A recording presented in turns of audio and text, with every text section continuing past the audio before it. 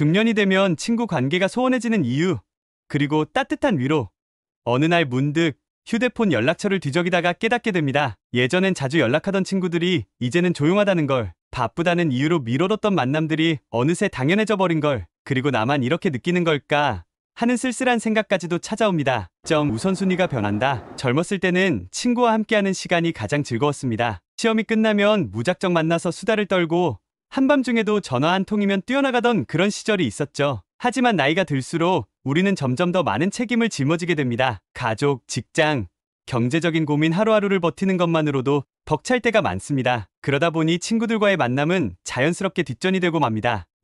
관심사와 가치관의 변화. 오랜만에 만난 친구와 대화를 나누는데 예전처럼 신나게 웃을 수가 없습니다. 한때는 같은 꿈을 꾸고 같은 이야기를 하며 공감했던 사이였는데 이제는 서로 다른 삶을 살고 있다는 게 실감납니다. 한 사람은 육아와 교육 이야기를 하고 또 다른 사람은 회사 생활에 대한 고민을 털어놓습니다. 서로의 이야기가 낯설게만 느껴지기도 합니다.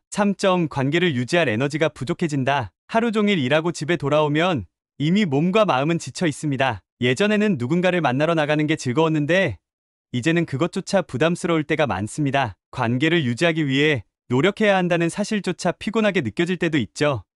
상처받기 싫은 마음. 사람을 만나는 게 예전처럼 쉽지 않은 이유 중 하나는 우리가 더 이상 가볍게 상처받고 싶지 않기 때문입니다. 기대했던 만남이 성사되지 않을 때, 연락이 줄어드는 걸 느낄 때 우리는 조용히 거리를 두게 됩니다. 혹시 나만 노력하는 게 아닐까? 나만 애쓰는 게 아닐까 하는 생각이 들기도 하죠. 위로의 메시지 그래도 괜찮습니다. 그런데 말이에요.